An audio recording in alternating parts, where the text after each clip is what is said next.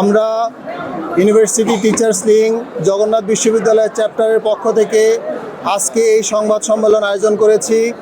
আপনারা সংবাদ সম্মেলনে উপস্থিত হওয়ার জন্য আপনাদেরকে একান্ত ধন্যবাদ এবং কৃতজ্ঞতা জানাই। প্রিয় সাংবাদিকবৃন্দ, জগন্নাথ বিশ্ববিদ্যালয়ের শিক্ষক, শিক্ষার্থী এবং কর্মকর্তা কর্মচারী, বিশ্ববিদ্যালয়ের প্রশাসন সহ সকলের ঐকান্তিক চেষ্টায় আজকে জগন্নাথ বিশ্ববিদ্যালয়ের কাঙ্ক্ষিত যক্ষ নির্বাচন অনুষ্ঠিত হতে যাচ্ছে এবং ইতিমধ্যে প্রায় 3 ঘন্টা নির্বাচন সম্পন্ন হয়েছে। সম্মানিত সাংবাদিকবৃন্দ, আমরা ইউনিভার্সিটি টিচার্স লিগের পক্ষ থেকে বিশ্ববিদ্যালয় কর্তৃপক্ষ এবং নির্বাচন কমিশনের কাছে আবেদন করে আমরা পর্যবেক্ষক হিসাবে আমরা নাম এন্ট্রি দিয়েছি। আমি এই বিশ্ববিদ্যালয়ের শিক্ষক, আমি ইতিহাস বিভাগের অধ্যাপক। আমার পাশে রয়েছেন কম্পিউটার সায়েন্স ইঞ্জিনিয়ারিং বিভাগের অধ্যাপক ডক্টর আবুল এক। আমার পাশে রয়েছেন জনাব আশরাফ উদ্দিন ভূগোল ও পরিবেশ বিভাগের, এবং আমার এর পাশে রয়েছেন আরেকজন সম্মানিত শিক্ষক জনাব শরীফুল ইসলাম। আমরা প্রত্যেকটা, আমি প্রফেসর ডক্টর মোহাম্মদ বেলাল হোসাইন, আমি ইউনিভার্সিটি টিচার্স লিগ কেন্দ্রীয় কমিটির সদস্য সচিব এবং এই জগন্নাথ বিশ্ববিদ্যালয়ের সদস্য। সম্মানিত সাংবাদিকবৃন্দ, আমরা ঠিক সকাল 9টা থেকেই কেন্দ্রগুলোতে পরিদর্শন শুরু করি। কেন্দ্রগুলো অত্যন্ত শান্তিপূর্ণভাবেই নির্বাচন শুরু হয়েছে এবং সকাল থেকে উৎসব মুখর পরিবেশে নির্বাচন হচ্ছে। আপনারা যদিও জানেন, সকালে ঠান্ডা থাকার কারণে উপস্থিতির সংখ্যা সকালের দিকে কম ছিল। বেলা বাড়ার সাথে সাথেই উপস্থিতির সংখ্যা অনেক বেড়েছে। এখন প্রত্যেকটা কেন্দ্রে লম্বা লাইন আমি দেখেছি।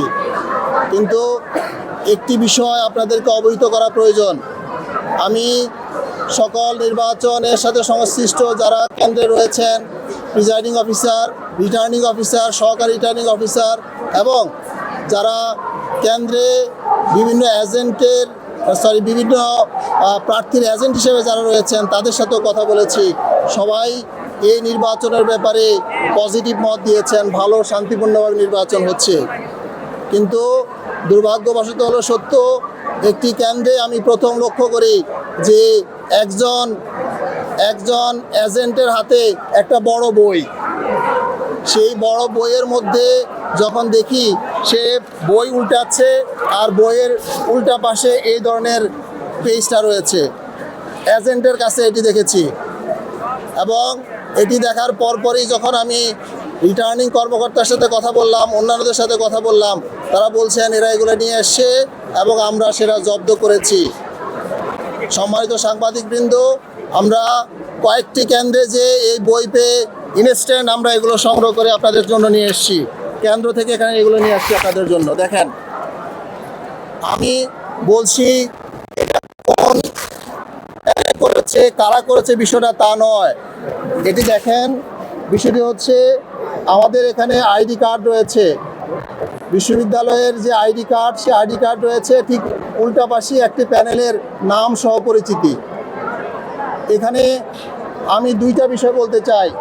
প্রথমত, এই লিস্টটা বিশ্ববিদ্যালয় প্রশাসনের কাছ থেকে বা নির্বাচন কমিশনের কাছ থেকে কিভাবে এই সংশ্লিষ্ট প্রার্থীদের কাছে গেল এবং সংশ্লিষ্ট প্রার্থীদের কাছে যাওয়ার পরে তারা এই লিস্ট করে কেন্দ্রে ঢুকিয়ে দিয়েছে। এটি আমি মনে করি আমরা শিক্ষকরা এত কষ্ট করে একটি নির্বাচনের আয়োজন করার জন্য কাজ করেছি, শিক্ষার্থীরা দিনের পর দিন আন্দোলন সংগ্রাম করে একটি নির্বাচন করার জন্য কাজ করেছে। সেই জায়গায় কেন্দ্রের মধ্যে এই ধরনের ব্যালট, এই ধরনের সিট যাওয়া, এটা কোনোভাবেই কাম্য নয়। আমরা সাথে সাথেই এর প্রতিবাদে নির্বাচন কমিশনের প্রধানের সাথে দেখা করেছি, তাদেরকে বলেছি ইমিডিয়েট অ্যাকশন গ্রহণ করেন এবং সকল কেন্দ্র থেকে এগুলো সংগ্রহ করে আপনারা নিয়ে আসার ব্যবস্থা করেন এবং যারা এর সাথে জড়িত, যারা এই লিস্ট সরবরাহ করেছে, তাদের ব্যাপারেও অ্যাকশন গ্রহণ করতে হবে। সম্মানিত সাংবাদিকবৃন্দ, আমরা চাই একটি শান্তিপূর্ণ নির্বাচন অনুষ্ঠিত হোক। বিশ্ববিদ্যালয় শিক্ষার্থীদের দীর্ঘ প্রতীক্ষিত সেই নির্বাচন আজকে অনুষ্ঠিত হচ্ছে। আমরা এই নির্বাচনকে শান্তিপূর্ণভাবে সকলের অংশগ্রহণের মধ্যে দিয়ে নিশ্চিত করার জন্য আমরা বলছি। আমরা সর্বশেষ একটা কথা বলবো, নির্বাচন আরও কয়েক ঘন্টা চলবে। বিশ্ববিদ্যালয়ের শিক্ষার্থীরা যাতে কোনো ধরনের প্রভাবে প্রভাবিত না হয়ে তাদের ন্যায্য অধিকার, ন্যায্য ভোট তারা দিতে পারে, আপনাদের সাংবাদিকবৃন্দের কাছে আমরা সেই প্রত্যাশা করি। একই সাথে বিশ্ববিদ্যালয় প্রশাসন এবং নির্বাচন কমিশনের কাছেও প্রত্যাশা করব কারোর জন্য যাতে আলাদা ফ্যাসিলিটি দেওয়া না হয়।